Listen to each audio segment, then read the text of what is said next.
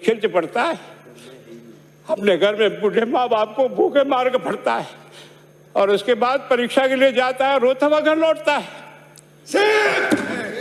क्या दुख नहीं होता है? हम लोगों के मन में कोई रहम नहीं है कि आखिर उस बच्चे का क्या होगा जो अपनी बड़ी पीड़ा के साथ पढ़ रहा है। इन सारे पैसे वाले लोगों के पास में आपने सारी सरकारी नौकरियों को भेज दिया। मैं बहुत कड़वा सच बोल रहा हूँ, आज जो पिछले 8 साल में नौकरी में लगे ना, उन सब का भी पोस्टमार्टम कराओ, आपको लगेगा आधा फर्जी मामला निकलेगा।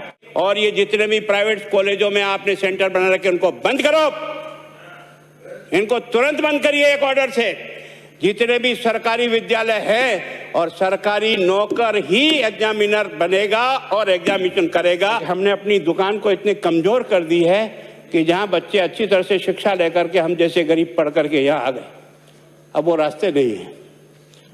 और इस कारण से मेरी बहुत विनम्र प्रार्थना है, इस बीमारी का इलाज चाहिए बच्चे को, कानून से नहीं होगा, कानून के अलावा होगा। बच्चे महोदय, कानून अपराधी को दंड दे सकता है, अपराध नहीं रोक सकता है।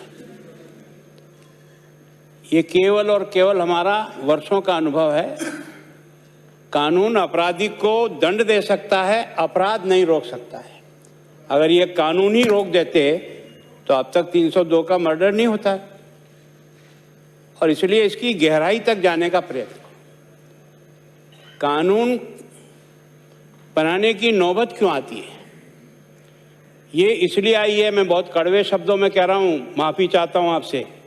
अगर ये 16 लाख बच्चों की जिंदगी के साथ खिलवाड़ नहीं होता ना, और उनके घर के 5-5 लोग इससे जुड़े हुए नहीं होते ना, ये सरकार की नींद नहीं उड़ती।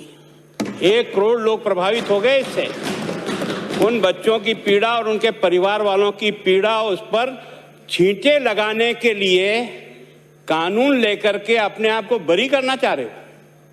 कानून तो पहले ही था। ये जो आपने कानून है ना, ये जो आप नया कानून लेकर का है, इसके पहले आपने ये कानून नवंबर में 92 में बना दिया ना। मैं आज जब जवाब दो मंत्री जी, ये बताना, ये 92 के कानून के तहत अब तक राजस्थान में कितने लोगों को सजा हुई है, उसका नाम बता दें। ये खाली कागजों में पड़े रखने के लिए पुलिंदा बना देने का शौक पड़ गया है। कानून बहुत है, फांसी लगा देंगे, ये लगा देंगे, इससे अपराध रुकता है? अपराध जिस व्यवस्था से रुकता है, हमारे सिस्टम को बदलना पड़ेगा। जैसे जैसे हमने प्रतियोगी परीक्षाएं कराना शुरू किया, तैसे तैसे ये गैंग तैयार होना शुरू हुई। इसके पहले ये गैंगें नहीं थी, लेकिन अब हर चीज में से परीक्षा, हर चीज में से परीक्षा। उस परीक्षा में उत्तीर्ण कराकर बच्चे को नौकरी तक पहुंचाने के लिए ये कुछ लोग इस व्यवसाय के अंदर जुड़ गए हैं, जिसमें सरकारी मशीनरी भी है, जिसमें वो स्वयं भी है, और जिसमें अगर दुर्भाग्य से कहूं कि कुछ राजनेताओं का भी इस गोड़चोड़ होने के कारण से इस स्थिति तक आकर के हम पहुंच गए हैं। अब मैं आपसे निवेदन कर रहा हूं, कानून तो ये पहले ही बना हुआ था। 1992 के कानून में धारा 3 थी, अनुसूचित साधनों का उपयोग परीक्षार्थी द्वारा किसी भी तरह से नकल, कारावास जो 3 वर्ष तक का हो सकेगा अथवा जुर्माना जिससे 2000 हो सकेगा। ये तो पहले ही था। अब तक कभी सजा हुई? और अब तक नहीं हुई तो अब आप इसको 10 वर्ष कर दो, न भले ही 10 करोड़ कर दो, ये होगी इसकी गारंटी इसके साथ है क्या? पहले वाला कानून पढ़ रहा हूं मैं, धारा 4, अनाधिकृत व्यक्ति द्वारा प्रश्न पत्र का अनाधिकृत कब्जा एवं प्रकटन। धारा 5, परीक्षा के कार्यरत व्यक्ति द्वारा आवंटन, कारावास जो 5 वर्ष से कम नहीं हो सकेगा तथा 7 वर्ष तक बढ़ाई जा सकती है, एवं जुर्माना जो 10,000 रुपये तक का था। क्या हुआ इसका? ये तो 92 में है। 92 में ये जो कानून बनाया, 92 से लेकर के आज अपन 2022 में आ गए, 30 वर्ष हुए। 30 वर्ष में इस कानून का उपयोग कहीं हुआ है क्या? मैं आज भी आपको बहुत कड़वे शब्दों में कह रहा हूं, केवल और केवल अपनी झेप मिटाने के लिए इस कानून को ला करके उस बच्चे के उस दर्द को मिटाने के लिए तू छींटे डालने का प्रयास किया कि जिससे शायद हम इसमें सफल हो जाएंगे। हम इसमें सफल होंगे कि नहीं होंगे, ये तो ईश्वर जानेगा।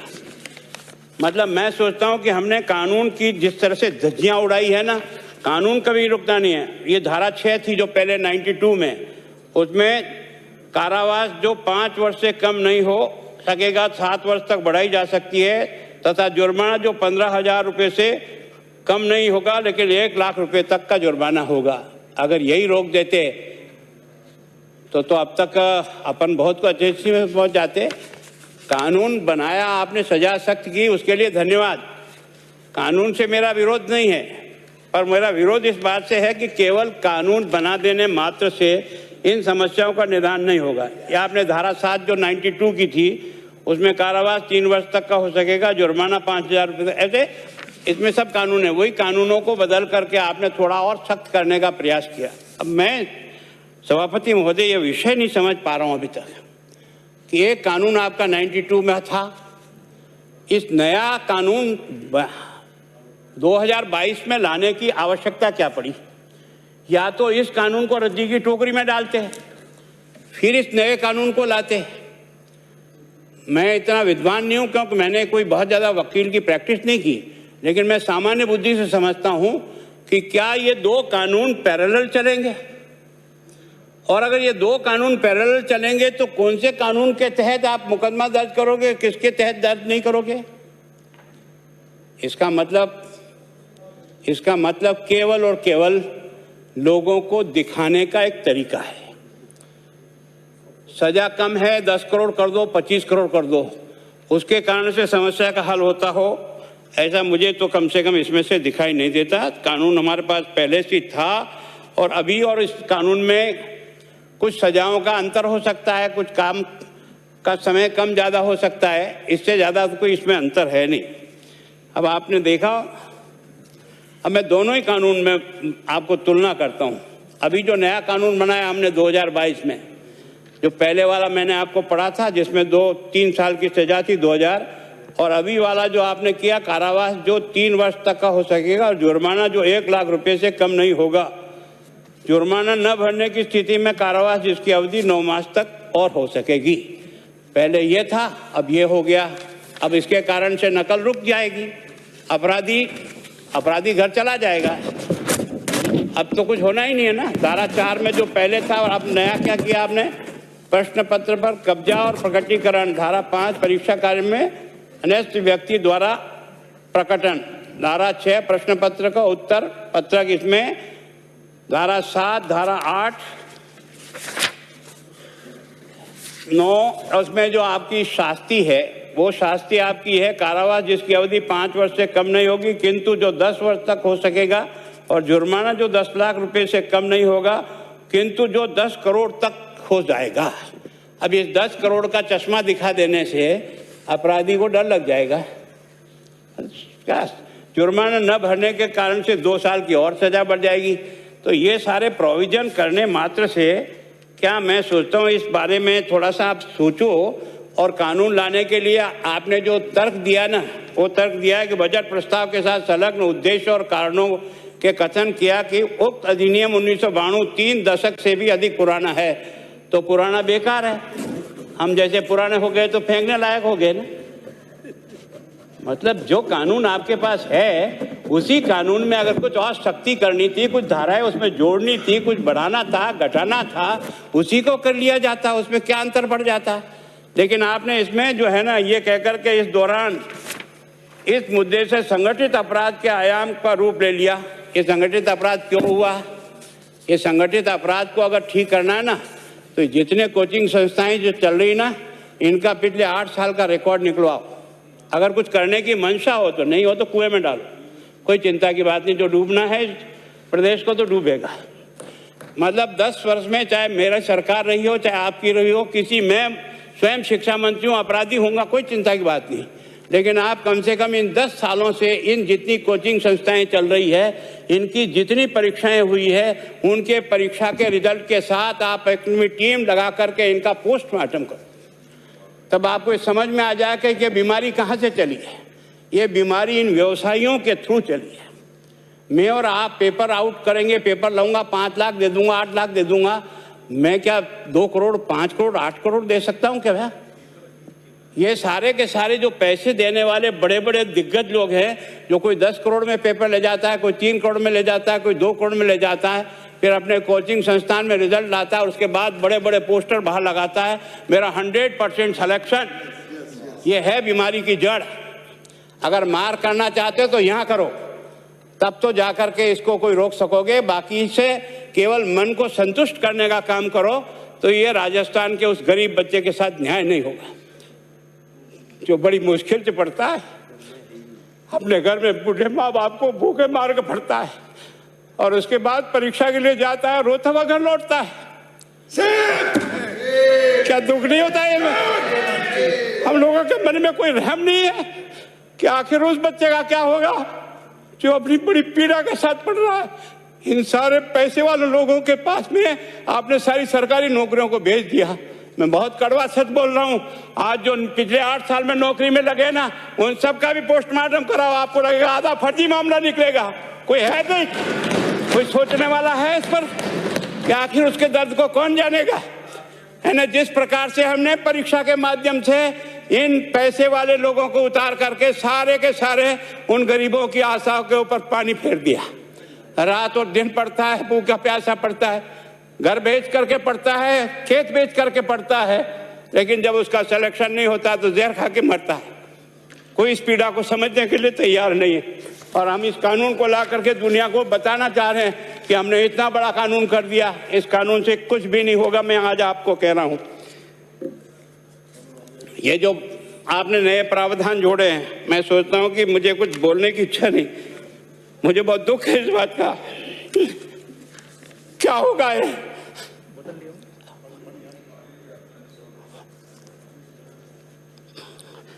किस तरह की गैंग पाल ली है हमने? पानी पिला दो है ना। मैं उस दिन भी पूछा था कि मैंने कहा ये शिक्षा संकुल पे है, जिन लोगों को ड्यूटी पे लगाया, इसको लगाने वाला दोषी कौन है, जिसके कारण से पेपर जो है ना काट करके निकाल दिया।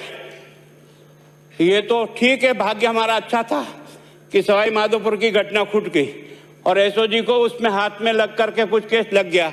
अगर वो केस नहीं लगता तो आज आपकी सारी नौकरी पर इन सब बड़े बड़े दलालों के स्कूल में पढ़ने वाले बच्चे होते और मेरा गरीब का बच्चा अपना घर लौट के जाता। क्या दुर्भाग्य है।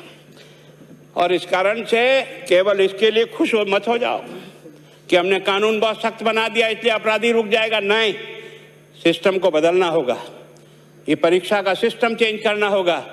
मैं सोचता हूं कि क्या हम इतने अक्लमंद बैठे हैं, क्या इस व्यवस्था को चेंज नहीं कर सकते? क्या एक ही पेपर सारे राजस्थान में 20 लाख बच्चों को दिया जाए? क्या इसका कोई ऑल्टरनेट नहीं हो सकता? इसका ऑल्टरनेट सोचना चाहिए कि हम परीक्षा को टुकड़े टुकड़ों में कैसे कर सकते हैं। जिले के अनुसार पेपर नहीं, एक नहीं हम 25 पेपर बना सकते हैं। कौन से सेंटर पर कौन सा पेपर जाएगा कोई तय नहीं करेगा कौन सा जाएगा, और हम जो इच्छा होगी उस सेंटर पे वो पेपर भेजेंगे। और ये जितने भी प्राइवेट कॉलेजों में आपने सेंटर बना रखे उनको बंद करो, इनको तुरंत बंद करिए एक ऑर्डर से। जितने भी सरकारी विद्यालय है और सरकारी नौकर ही एग्जामिनर बनेगा और एग्जामिनेशन करेगा, तब तो आप इसको बचा पाओगे। ताकि आप और मैं कितने भी कानून बदल कर दे, आपका वो जांच करेगा, आपका वो अधिकारी आएगा। आपने कहा भाई सेशन जज के नीचे नियुक्ति नहीं होगी, इसके अलग से कोर्ट होगा, बहुत अच्छी बात है। प्रोविजन जो आपने डाले हैं वो स्वागत योग्य, स्वागत करता हूं, पर इन प्रोविजन को लागू तो आप और मैं ही करूंगा, कौन करेगा? जब हम ही ठीक नहीं है तो इन प्रोविजन क्या रोएंगे अंदर बैठे बैठे? जब तक हमारा दिल और दिमाग ठीक नहीं होगा ना, इस बीमारी का इलाज नहीं होगा। हमने शिक्षा के मंदिर को भ्रष्टाचार की भट्टी में जलाकर खाक कर दिया। दुर्भाग्य हमारा, जहां से कोई आशा की किरण दिखती थी उस गरीब को कि चलो मैं अपनी मेहनत से आगे बढ़ जाऊंगा, लेकिन अब वो निराशा में आ गया। उसको लगा कि अब कोई रास्ता नहीं है। और इस कारण से मैं सोचता हूं कि आप जिस भावना से लाया, मैं आपकी भावना की इज्जत करता हूं, लेकिन केवल आपकी भावना इन बेईमानों को नहीं रोक सकेगी। इसको रोकने के लिए हमको सिस्टम को बदल करके और तुरंत उस पर ध्यान करना चाहिए। कानून 302 का बना हुआ है, क्या मर्डर रुक गए? आप भी जान रहे हो, रोज के रोज पोक्सो कोर्ट में आजीवन कारावास हो रहा, क्या व्यभिचार रुक गया है? अपराधी को दंड मिल सकता है, अपराध बंद नहीं हो सकता है। अपराध बंद करने के लिए जो सिस्टम होते हैं उस सिस्टम में चलो। एकमात्र इस देश में भ्रष्टाचार की भट्टी में देश जल रहा था, केवल और केवल एक तरह से प्रत्येक व्यक्ति का खाता खुलवाकर देश के प्रधानमंत्री में सारा का सारा बेनिफिट उसका सीधा खाते में डाला। बेईमानों को चोट लगी नहीं लगी, उस तरफ अपना दिमाग बचाओ, उस तरफ अपना दिमाग लगाओ कि इस बीमारी का इलाज कहाँ है और कैसे हो, इस बारे में चिंता करने की कोशिश करो। मैं कई बार इधर सीकर और इधर गया तो मैं सोचता हूँ कोचिंग संस्थान की बिल्डिंग देंगे ना तो टोपी गिर जाए नीचे से। क्या चीज़ है यार, भगवान ने क्या लक्ष्मी वहीं बरसाई है। और जो बाकी संस्थाएं हैं उसका कारण यह है कि हमने अपनी दुकान को इतने कमज़ोर कर दी है कि जहाँ बच्चे अच्छी तरह से शिक्षा लेकर के हम जैसे गरीब पढ़ करके यहाँ आ गए, अब वो रास्ते नहीं हैं।